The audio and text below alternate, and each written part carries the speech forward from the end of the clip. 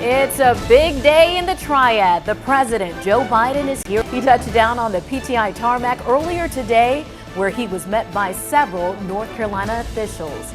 Governor Roy Cooper, Greensboro Mayor Nancy Vaughn, but perhaps the coolest greeter of them all was 7-year-old Matthew Regan, the son of EPA Administrator Michael Regan. I mean, check him out, dressed in his little bow tie, jacket, and you got to check out the green shoes. Made a big impression on the president, too. All right, welcome to your 4 to 5. I'm Eric Chilton, along with Stacey Spivey and Lauren Coleman. Yeah, welcome, welcome. If you're watching on air, online, and the WFOY News 2 app, so many ways to watch us. That's right. Our big story, of course, is the president's trip to the Triad. So let's go ahead and get right to it. Just about 20 minutes ago, he wrapped up a speech at North Carolina A&T State University, and that's where we find WFOY News 2's Ben Briscoe. Yeah, some of the crowd is still here because it just wrapped up such a short time ago. Before his speech, the president did take a tour of part of the university, the engineering building, the brand new one over here.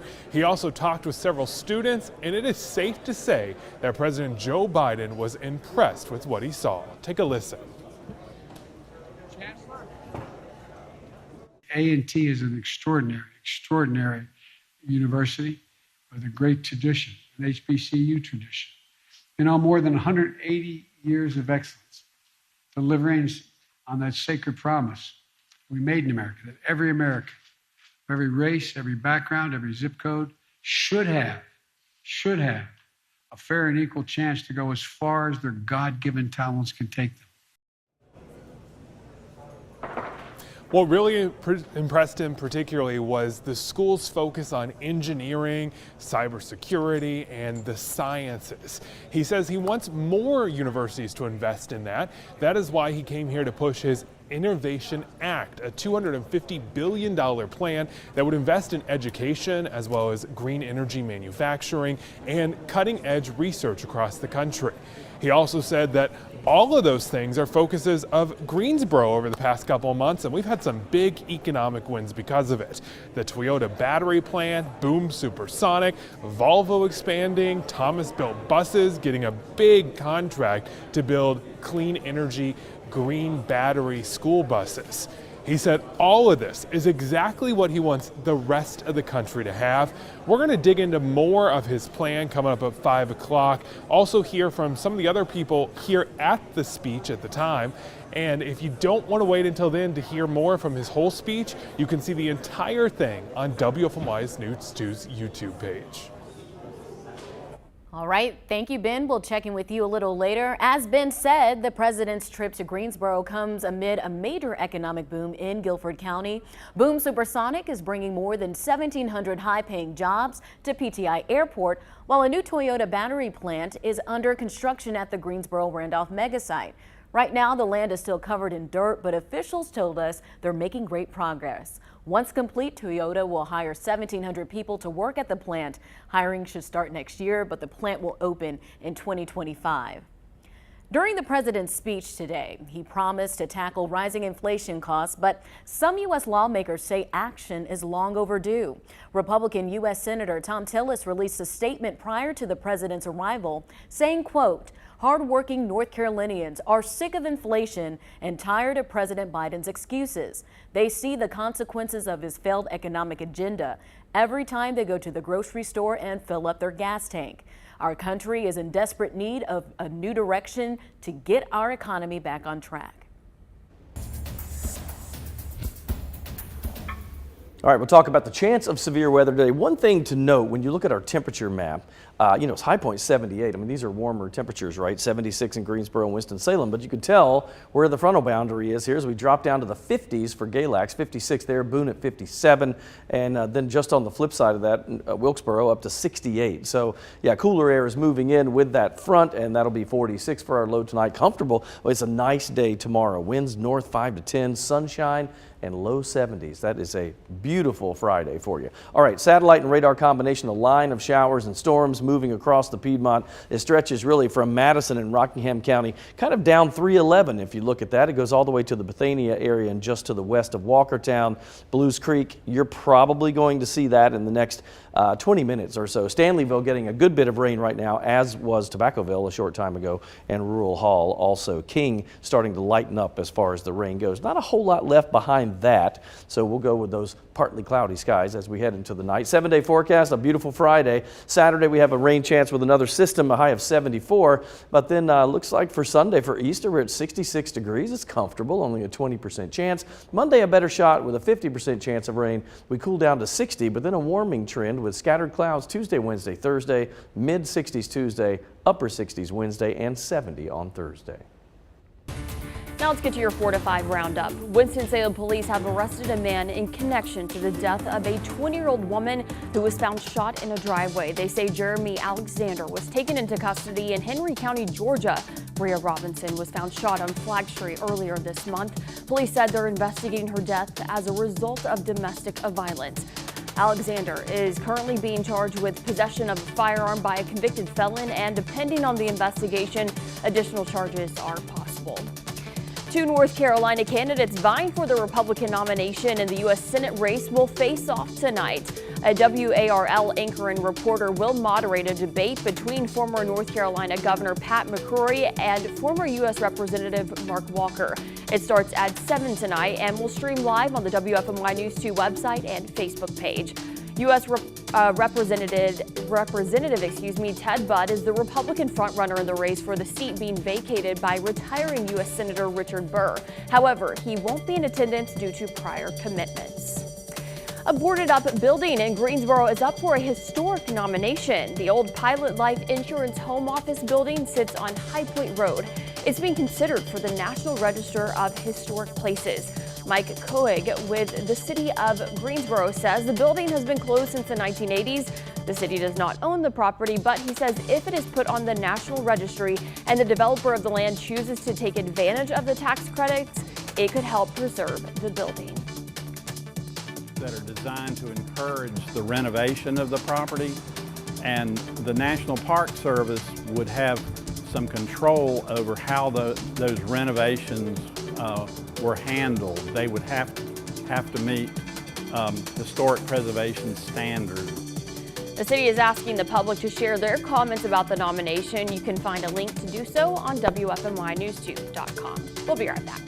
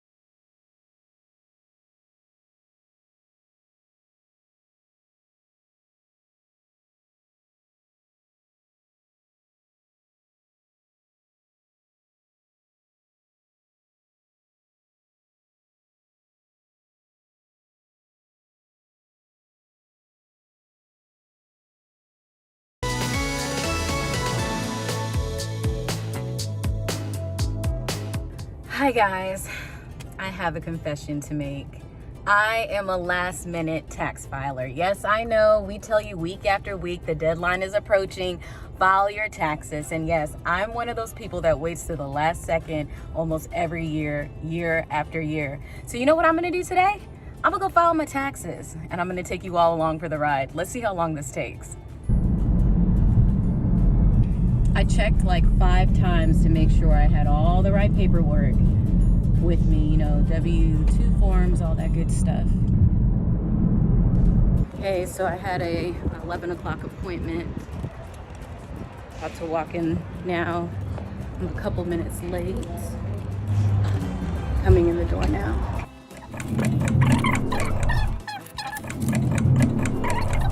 All right, so I'm all done and it only took about 45 minutes or so. Quick and easy.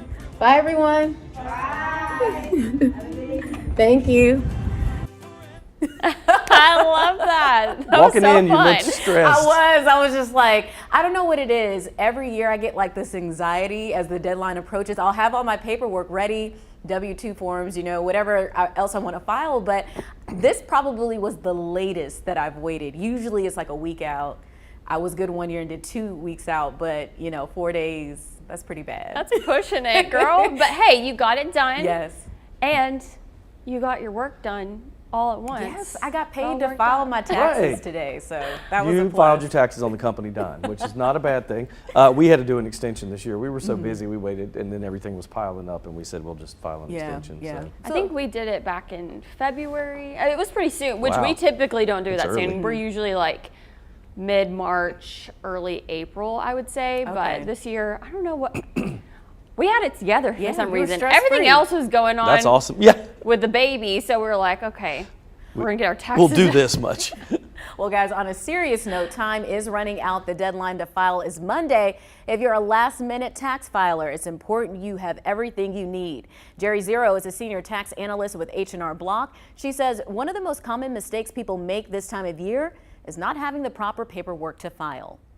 Make sure you bring all your materials. If you're a W-2 employee, you'll have a W-2. If you are independent contractor, you'll either have a 1099, miscellaneous, or NEC.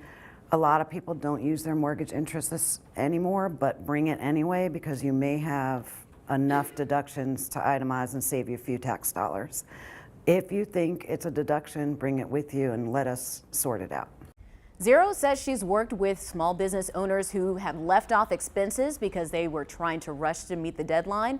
She also says some tax filers don't fully understand what it means to file an extension. Most common mistakes that people make this time of year is they just file an extension because they think that that's going to help them if they owe taxes. And if you owe, you're still, even with an extension, you're still paying penalties and interest. So don't delay filing. You still need to file them. It'll save you some money. If you do plan to file your own taxes, Zero says to make sure all of your numbers are correct, do not inflate expenses. And if you don't know what to do with a certain form, seek professional help. So I asked you on Facebook, what stresses you out the most during tax season? Adrian Jackson says software glitches and people who think they are supposed to get $1 million. Anthony Davis says nothing because I filed my taxes back in January. Brian Lentz wrote, holding my breath to see how much I owe. That was me today. Faith Henry said getting them completed. And then Brittany Wall says waiting for the state money to return. Nikki Tuggle says spending it all.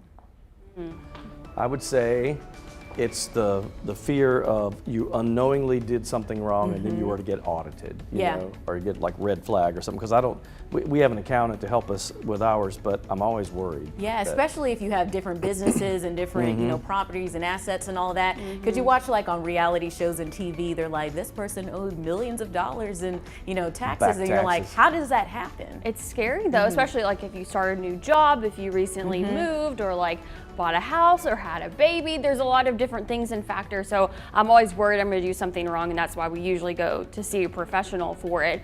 But also I'm always stressed that we're going to owe money back. Yes, Yeah, me I too. think that's what a lot of people are nervous about. I know for me, because I moved from Tennessee to North Carolina and I had like the two different, you know, tax forms, I was kind of like, how is this going to play out? Right.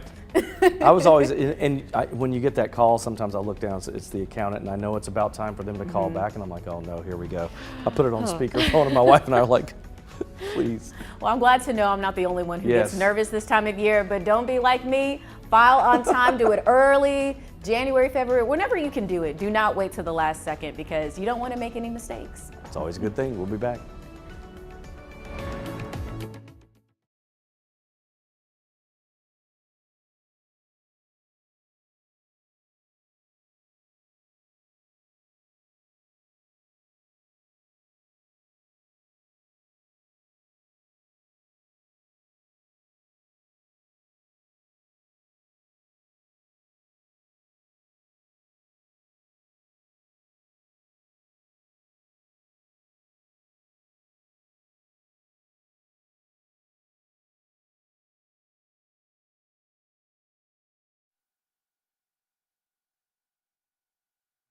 Brady Manick in his fashion. You mean that 3 shirt he has? Oh.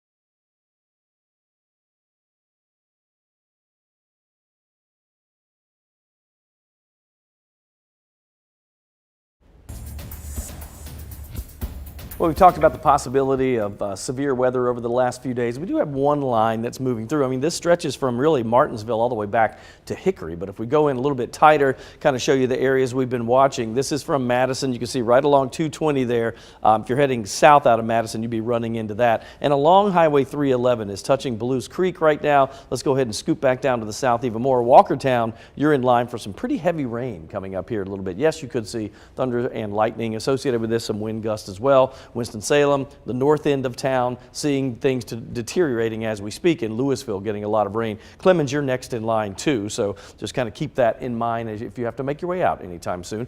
That's about it, right? That's the line moving through, and as we head into the evening and things cool down a little bit, the front is actually behind that, but once all of that leaves us into the evening tonight, I think we'll be in pretty good shape and a partly cloudy sky tomorrow. Here's what it looks like from a frontal standpoint. Cold front moves through, high pressure into place.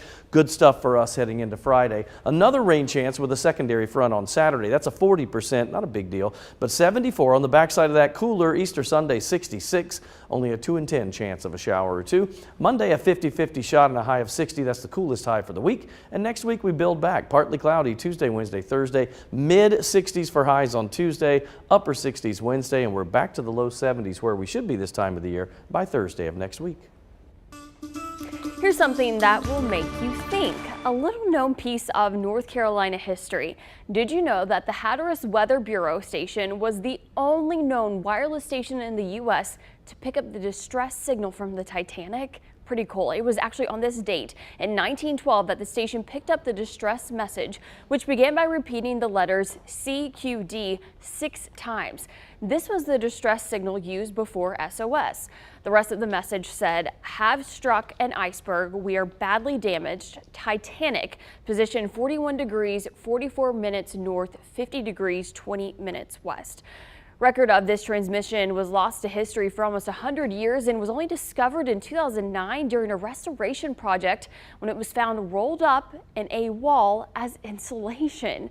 If you're interested, the Hatteras Weather Bureau station, built in 1901, is open to visitors Wednesdays through Sundays. That's pretty cool. I Something love I that. definitely would check out. There's so much rich history in our state. And really I did not is. know this. I can't believe that as a North Carolinian, born and I didn't raised, know this I either. never heard about the Hatteras weather station having that document. How about it being found in the wall? I was about to say, I mean, would they have ever found it if they didn't do restoration Probably to not. it, you know? And also, how many things are probably hidden within the walls or different Walls places of the across the walls. states? If Yeah. these walls could talk. Oh. So off the subject a little bit, but talking about that, Corner's Folly in Kernersville is a historical house you can tour. When they did restoration work a while back, they found paintings Oh, in the wow. walls. Like in the, Like in between the drywall, you know, if you were to rip out drywall, there were paintings in there. that's amazing. They don't know why. They were framed and everything. They don't know why they were there. Somebody did that. Maybe it was the Kerners, Joel Kerner, who Just built wanted that to house. paint it over it, or I don't know. They walled it in. that's interesting. It Huh. almost makes you want to go to any historic sites and Yes. kind of Right. dig in there. You don't want to like ruin the property, but There's there could probably be Maybe so you many could X-ray or treasures. something. Maybe I That don't could- know. Would that work? I don't know. I'm sure there's a tool out there for something like that. Well, I want to go see that Hatteras weather I do station. too. Yeah. It looks beautiful. Let's Very do good. it. We're gonna leave. You watch this. I'm just kidding. We'll be right back.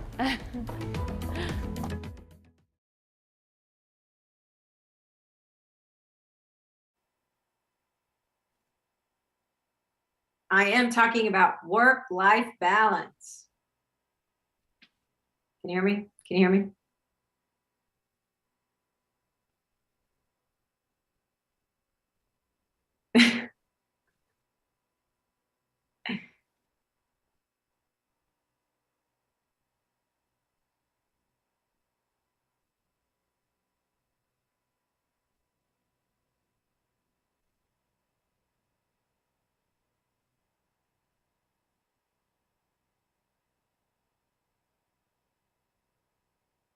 Fantastic. Okay. Okay, thank you.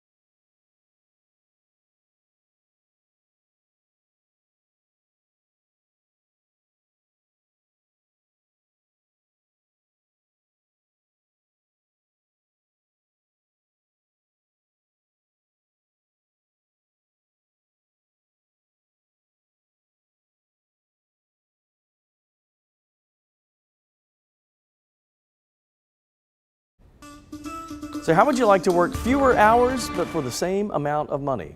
That sounds like good math to me. That's a reality for a growing number of American workers. California lawmakers are considering a bill to make the standard work week 32 hours instead of the 40 that it is now. If it becomes law, it would apply to workers in companies that had 500 or more employees. A lot of private businesses across the country, they're already trying a 4-day work week with the hope of reducing stress without reducing productivity. So I asked you on Facebook, let us know if you want the 4 10-hour days or maybe the normal 5 8 8 days. Which would you go with? And Deland says 4 10s. Once I've had to get up and go, my day is shot anyway. Sam says, how about an 8-hour shift for 4 days? And we stop buying into the archaic notion that 40 hours is a magical number. Preach, Sam. Debbie says, I've done both. Definitely prefer the 4 10-hour days. Fran McMillan says 10-hour for 4 days sounds great. However, I found that you're so exhausted by day 5, it doesn't seem that great in the long run. Good point there. Patrick said, I did 4 10s and loved having a 3-day weekend. I think I would too. And Bob Campbell with some humor says, what's an 8-hour day? Doesn't know what that is. That makes sense because a lot of people do not have the standard 8-hour days. We don't. It's not Yeah. normal. The news no. never stops, so It does not. we sometimes have 12, 14, even 15 Stay for hour hurricanes, days. you'd be Yeah. staying all night. I think if you're doing 4 10-hour days, that's one thing. But I think in the story we were talking about, it says that if you just did 4 8-hour days and not the 10-hour days. So I don't know how companies can keep that productivity up if they're losing those hours. But if you did 10 for 4 days, I would do that in a heartbeat. I would do 10 for 4 days, even 12 for 4 days. I think just having that third day of a weekend, you need it. And I could really see how it could increase productivity. People would have better Right. energy. They'll come with better ideas. So even if it was the 4 8-hour day, if there was a way to be able to afford that, I just think having that extra personal time is going to benefit everyone else in the long run. Well, I mean, look at other countries. They already have a better work-life balance and their people are happier. So I would assume that they work harder and want to be more productive because they just have a better balance overall. So I'm all for it. Actually, some schools back in my home state in Arkansas already have this implemented. I think the issue, though, now when you think about this, is childcare and making sure that all of it lines up. But I think it would be better. I think people are really stressed these days. I think the pandemic taught us a lot about work-life balance, and so I think we definitely need to start really looking into this. And 2 days is not enough because you really Right. only get Friday night and Saturday because come Sunday, you're getting ready for the work day. And Right. then you're like, And Friday it's night, Monday. you're too tired. Yeah. Like Friday Exactly. nights. I don't even want to do anything on Fridays because I'm too sleepy. So bosses, if you're listening, Check that box. check that box. Consider that 4-day weekend or 3-day weekend. That's right. Well, whether you're working 5 days a week or 4, experts say it's important to balance business and personal time. We know it's not easy. The phone is always ringing. Those emails keep coming, right? So Blanca Cobb, who has a master's degree in psychology, has some advice to keep that home and work life separate. So Blanca, what seems to kind of get in the way of work-life balance? Unfulfilled expectations get in the way of work-life balance. Look, you know what it's going to take or what you need to get done, whether it's at home or whether it's at work. And so the more you pile on and the more that you try to do, if there isn't enough time or you're not managing your time effectively, you're not going to be able to get it done. So if you adjust your expectations on what it takes that's going to make you happy or what you need to accomplish, you're going to feel so much better. Okay, besides adjusting, how can you actually start to balance work and life? You really have to have a self-talk. And so what I mean is, what is important to you? How are you going to reprioritize your time? How are you going to reassess what's important to you? Look, there's certain things that people want to accomplish at work for their career, and there's certain things they want to accomplish at home. So whether you want to spend more time with your kids, you want to make sure that you can make it to their ball games or after school activities, whatever it is, you have to prioritize. And the reason prioritizing is so important, because if you do the same old every day, you're going to feel like you can never climb up that mountain. But when you reprioritize those goals, it's going to make it easier because you're finding a new path. So that's why you have to do this periodically to make sure that you're going in the direction that you really want to go. Blanca, thank you so much for that advice. If you'd like to continue this conversation with Blanca, you can just reach out to her on her Facebook page. That is Blanca Cobb, body language expert. We'll be right back.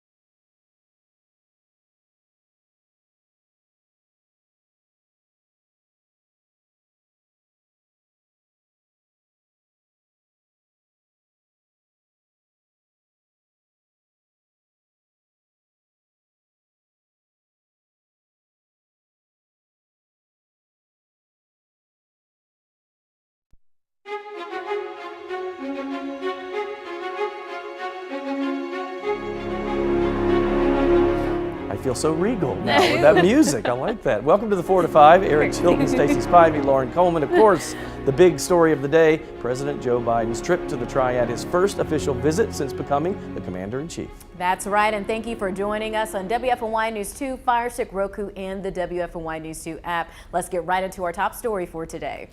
Earlier today, President Biden spoke at North Carolina A&T State University. He landed at PTI Airport on Air Force One shortly after 1 o'clock this afternoon.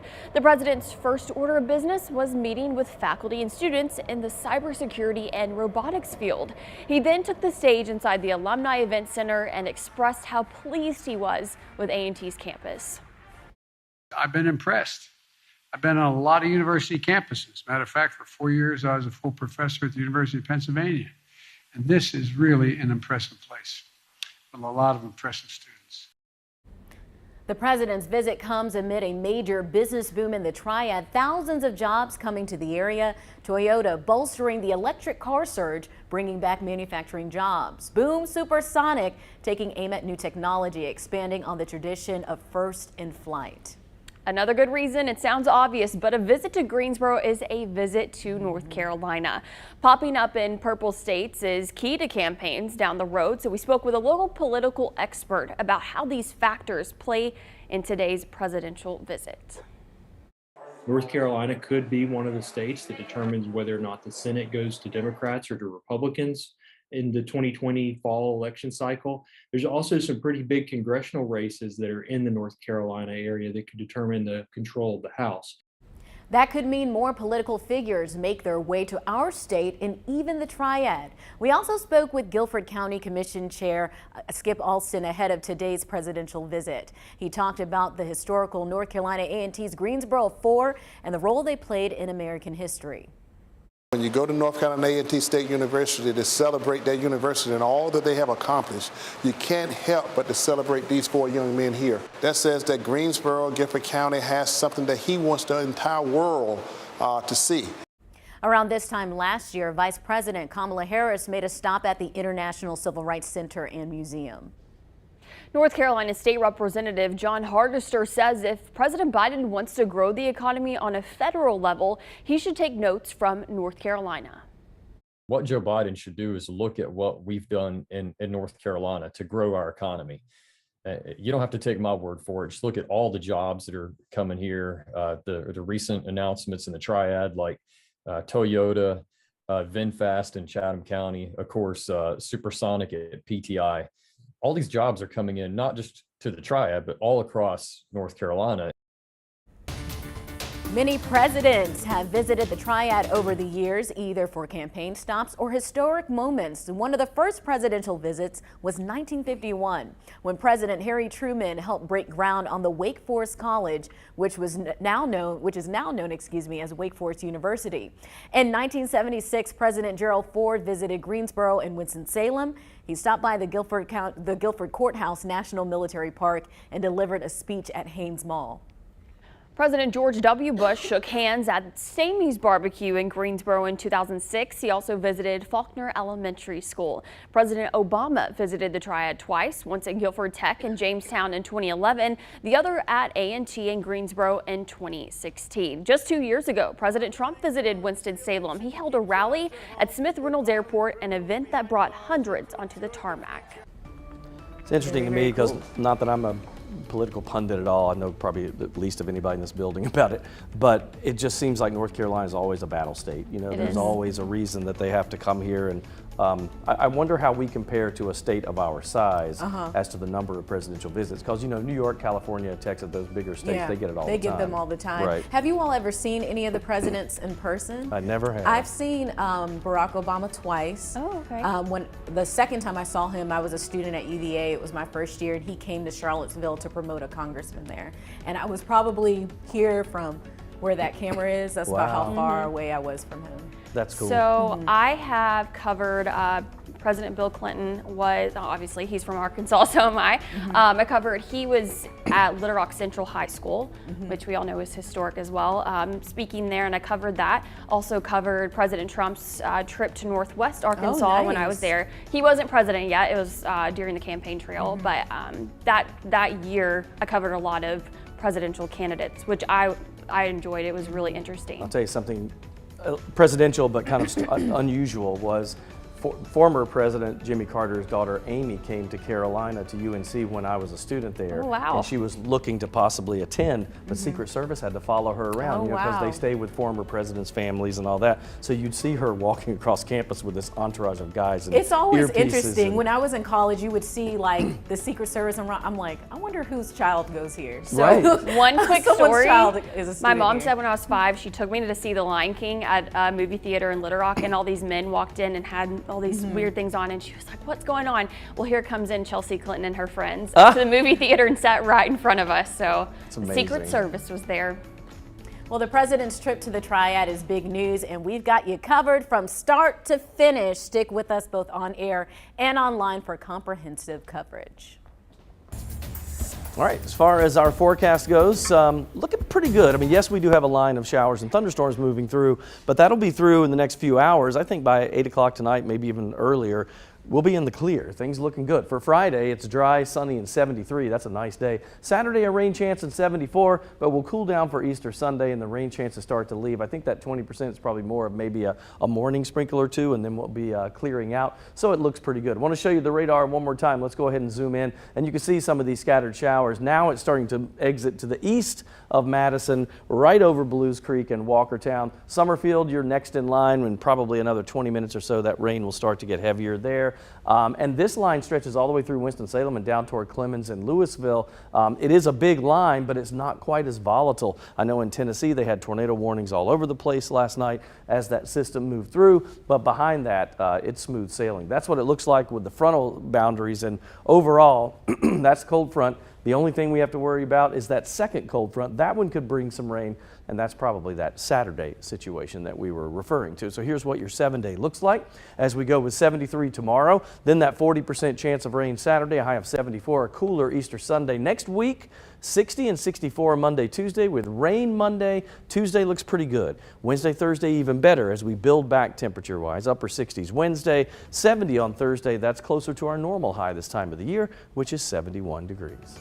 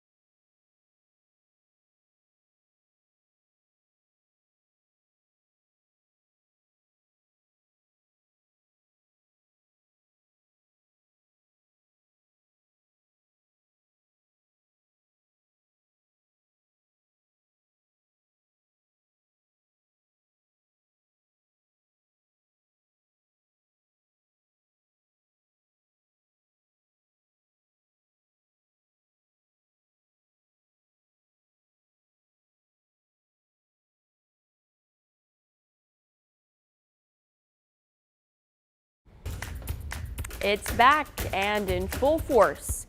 We're talking about the stomach bug. Doctors and daycare say they're seeing an increase in cases, more than they have seen since COVID hit. Owner of Baby House and Northwest Day School in Greensboro, Ron Kohler, says a number of illnesses have gone through their classrooms as they've eased their restrictions. He says the stomach bug recently hit the younger age groups, but also the teachers. Kohler tells me once it hits, it makes it hard to get rid of. We do sanitize and disinfect every day, multiple times a day. And we also have a sprayer that we purchased that also is a little bit more high tech that we use on a regular basis just to get as many germs out of these classrooms as possible. Patricia Williams is a family nurse practitioner with Lamont Health. She says she's seen patients of all ages with norovirus, the most common type of the stomach flu. According to Williams, most people are getting sick within 24 to 48 hours of exposure. It then lasts anywhere from 1 to 3 days. Everybody's back out. We're in our social settings now. We're out in the numbers. And so with that, you're going to see increased numbers of viruses. Now, if it does hit your household, remember these things. Stay hydrated, drink clear liquids, reintroduce food slowly, and follow the BRAT diet. That's bananas, rice, applesauce, and toast. Now, the best way to prevent picking up this stomach bug is washing your hands and then cleaning linens and surfaces. Williams says that the virus can live on surfaces for up to 2 weeks. Sadly, just went through my house last week. Was that last? That was last like week. 2 weeks ago, I think. Was it? I don't know. I There have remember been you a lot of talking people about that have had it. You were gone. Yeah, it was not fun. It is my worst kind of, I'd rather have a high fever. I know that's not what you're supposed to say, but I hate the stomach bug. I don't like getting sick, period, Ugh. so I would like neither, but I do see a lot of things going around. There's lots of people calling out sick, and I think it has to do with a lot, we're not wearing the mask anymore, we're all just Yeah, exactly. I think around so. each I mean, other. for the first time in 2 years, we're going out and about and interacting with people without masks on. I hear a lot of coughing and sneezing, which can be allergies too. Speaking of. Me and Lauren doing that all day Yeah, today. so have I. I've been having to clear Been my itchy, throat. and I'm like, is it allergies? Is it something else? So I mean, colds and stomach bugs and all this kind of It's stuff, strep, they're things that are just kind of normal, but we haven't seen them in 2 years. But the easy thing, like she said, wash your hands. Yes. You know, Surfaces, clean surfaces. sanitize, clean your surfaces, wash your sheets regularly. The same thing throughout the pandemic that we should have been doing before all of this. And hopefully you'll continue those same life skills. My wife jokes, and some of my coworkers, former coworkers, when I used to work on the Good Morning Show, they said, because I rarely get sick, you know, I might get little things, but I rarely get really sick. And so they said, you're a carrier. Oh yeah, said, you're a carrier. I wouldn't be surprised. I really don't get sick that often. I get like one really bad cold a year, and then once the pandemic started, I didn't get a cold at all. And remember, I called out maybe a month ago or something. I felt awful, and it was just a That's typical your one time a cold. year. Yeah, my one time a year. So well, I get sick all the time, so I just have a bad immune system. So does my wife. Yep. you need rest. That's what it is. You need some rest. That's right. The baby's taking the toll. Maybe in 18 years is what people are telling me. We'll see. Well, we are all familiar with the classic golden rule, but we have heard Coach Lamont's amendment to the law. Listen as he explains in your U-Day moment. The golden rule, do unto others how you would have them do unto you. This is a powerful rule of life, right? But an amendment must be added. Do unto others so that you teach them how to do unto you. People will treat you the way they believe you want to be treated and how they see you treat you. Self-treatment will create a pattern in life of what you are willing to accept from others. Simply, if you don't love you, why would anyone else be forced to love you? We must teach people how we are to be treated. And if people don't get the memo, those people should not share our space.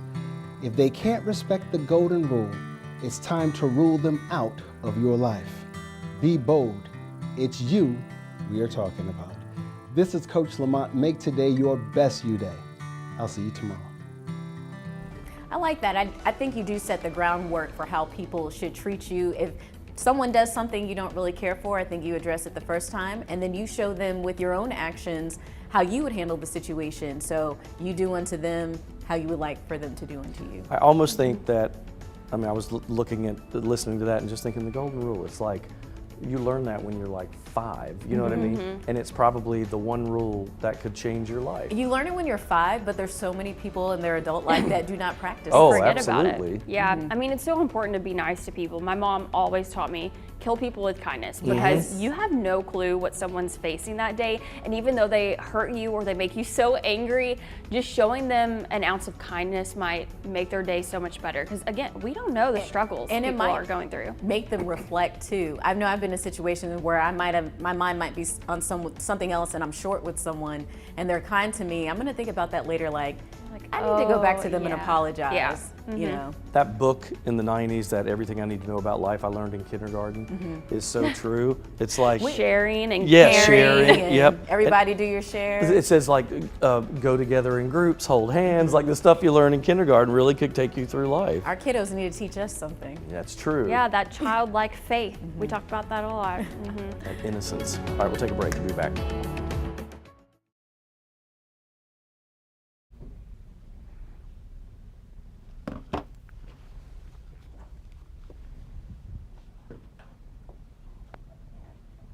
Hey there, ice cold milk and an Oreo cookie, they forever go together like a classic combination.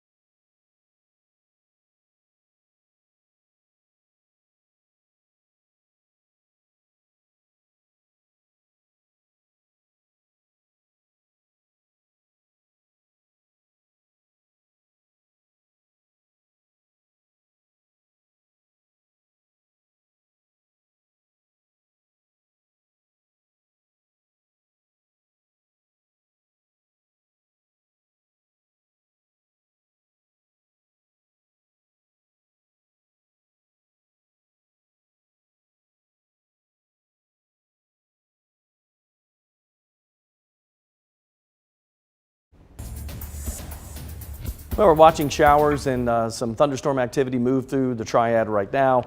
Could be a lot worse. We were looking for heavier showers. We still have some heavy rain out there, but it's just in one little line. It stretches from Eden and just south of Eden, basically over close to Reidsville. Reidsville, get ready. This is going to be moving into your backyards in the next 15-20 minutes. And that stretches all the way down, moving into the Summerfield area. You can see from Highway 158 and 73 and south and west from Summerfield. That's where we're seeing it, at least for right now. We head back to the south. It's lightened up a little bit as far as as the intensity in Winston-Salem, but still that's some pretty decent showers, and Clemens area also seeing that as well. So this cold front works its way through. High pressure makes for a great Friday, low 70s, scattered clouds. But that second front right there, that'll get in on Saturday, and we're expecting to see another chance of showers. By the way, this helps the pollen a little bit, but still it's on the high side for Friday, Saturday, and then by Sunday, very high again with a drier stretch coming up. Here's what your 7-day outlook holds for you, and we go 73 tomorrow, sunshine. It's a beautiful Friday. Saturday, a little rain chance, 40% and 74,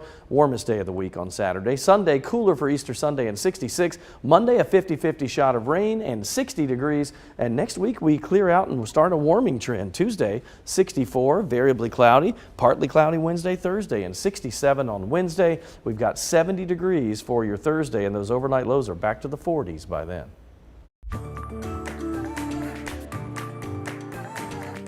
Thank you. Not quite what we had in mind, yes. Everyone wants to be the Cadbury Bunny. Oh, yes, the Cadbury Bunny. He's iconic. This ad campaign, though, dates back to 1994. Friends, it is old school, is it not? I love those. Me too. I love those So eggs. good. All right, so fast forward to today, and it's going on with all kinds of animals. Take a look at this. We've got iguanas and parrots and something else and a llama.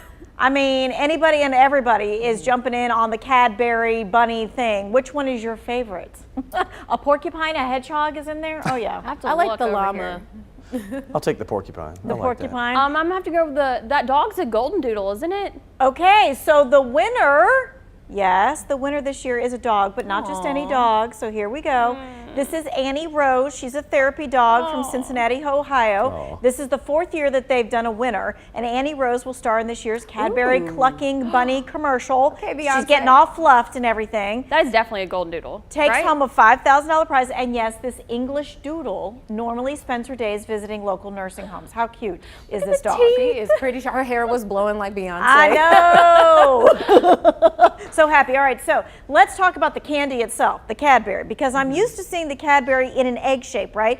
But then the other day I went to the store and I saw this, and it's like a flat egg, more in the shape of like a Reese's egg that has all the goo inside of it. You think it's easier to eat that way? Yes, that's exactly why I think they did. That was my only complaint with Cadbury eggs. You bite off one end and it's going everywhere. I love that. Now, do you people like the goo inside the egg? I do. Yes. That's the part Yep. I like to like lick it all the way out and then eat the. So good. the Have you ever broken it so that it actually had the perfect yolk like they show in the commercial? No. It never works. It never works. I think it has to be like pre-broken or something, right?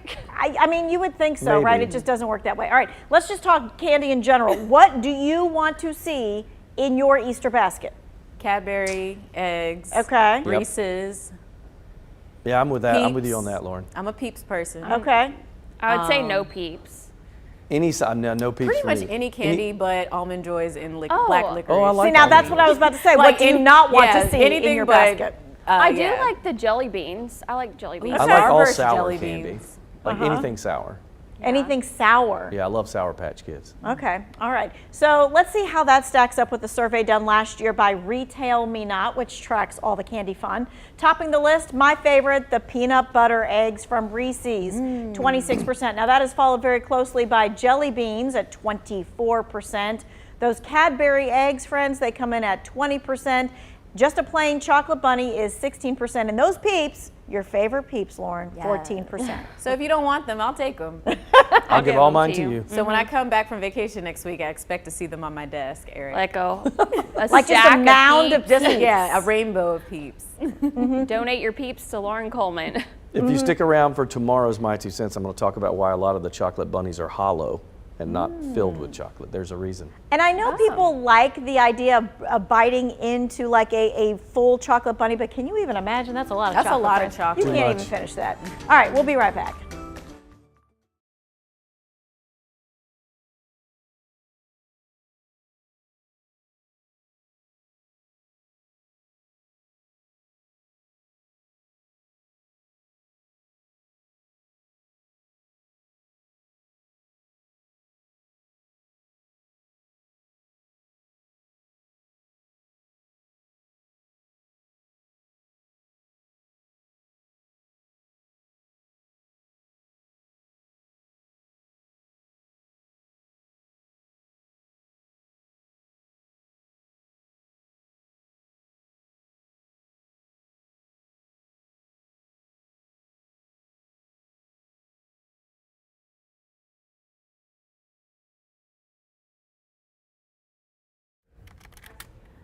WFMY News 2's Avery Powell spoke with him about his company plan.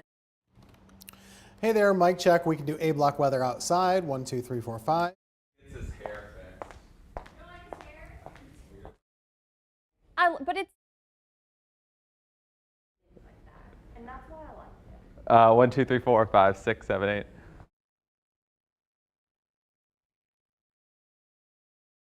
The president's speech was invite only, mostly local business owners.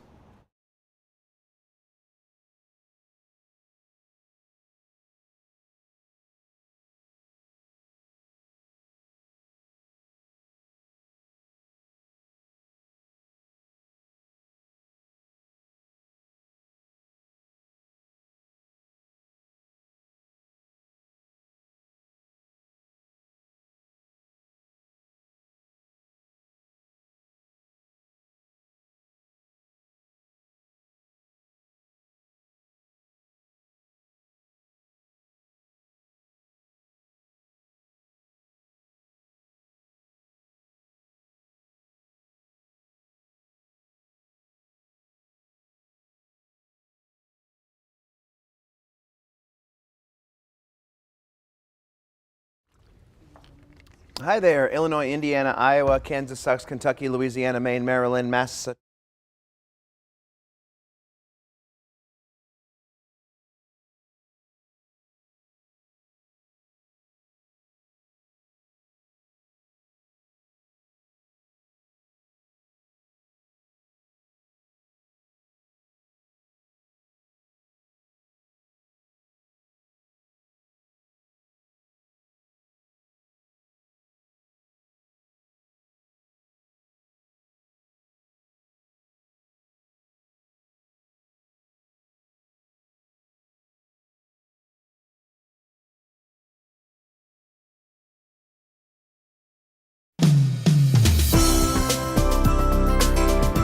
When was the last time you sent or received a handwritten letter? Maybe you're one of those people who does it often, or maybe it's been years. I've been trying to get into the habit of sending handwritten thank you cards to people. I started it because I enjoy receiving them so much. Most of the time, if I get one in the mail, it's for a wedding gift I gave to a newly married friend or relative. They convey such a different message when compared to an emailed thank you note. There's just one major problem when I sit down to write the note. My handwriting is terrible. I wonder when it got so bad. Over the years, I've noticed it's turned into what some would call chicken scratch. Maybe it's because I barely handwrite anything anymore. Everything I do is either on a computer or some sort of screen. And don't get me started on cursive. In my opinion, it's a lost art form, mostly because I lost my ability to write in it.